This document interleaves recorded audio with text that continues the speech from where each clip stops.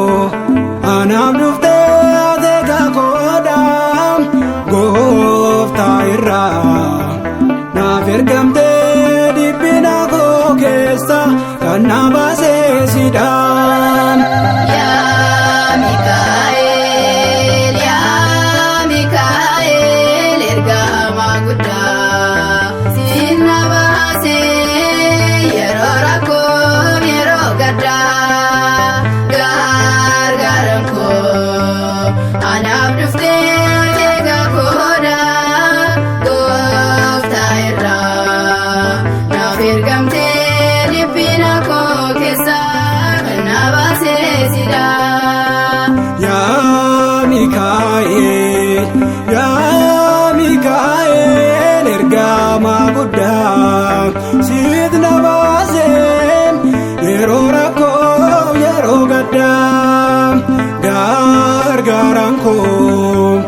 Anaaf dhuftee teeka koodhaa gooftaa irraa naaf ergamtee dhiphina koo keessa kan na baasee sidhaa.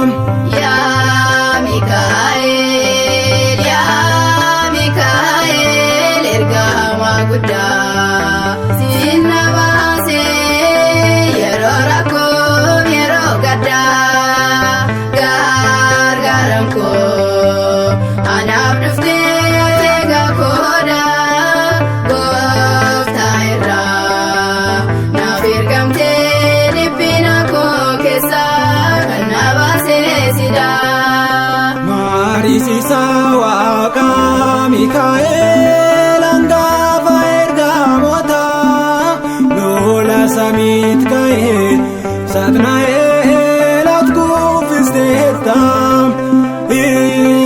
Israa'eliin gargaartee kan gaggeessee sidhaa sooraan kakuu moofa kan mannaa isaan sooree yaa Mikaa'el sidhaa. Yaa Mikaa'el ergamaa guddaa siin na baasee yeroo rakkoo yeroo gaddaa.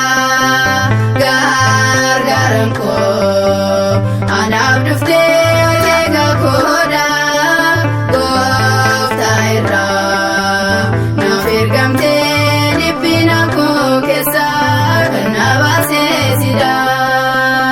Boolla leencaa keessa Daani'eel ati baasteetta kaala yaaduu haasa baahiraaniif geeddarteetta.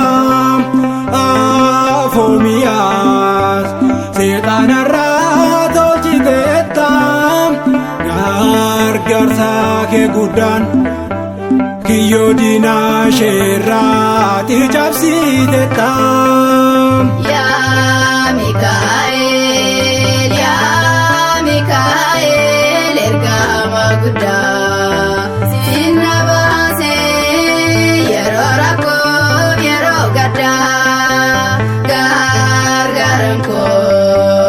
Anaaf dhuftee teeka koodhaa gooftaa irraa naaf ergamtee dhiphina koo keessa kan na baasee sidhaa. Takla Hayimaanoot jajjabeessa guddisteetta kaabsuura saarraattis fannoo warqee saaf laatteetta. Kiristoos amraa raajii guddaa hojjechiistee gochoo kee guddaadhaan lubbuulee hedduudhaa gannaata dhaabsistee. Yaa Mikaa'el ergamaa guddaa siin na baasee yeroo rakkoo yeroo gaddaa gargaaran koo anaaf dhuftee eega koodha gooftaa irraa naaf ergamtee dhiphina koo keessa kan na baasee sidaa.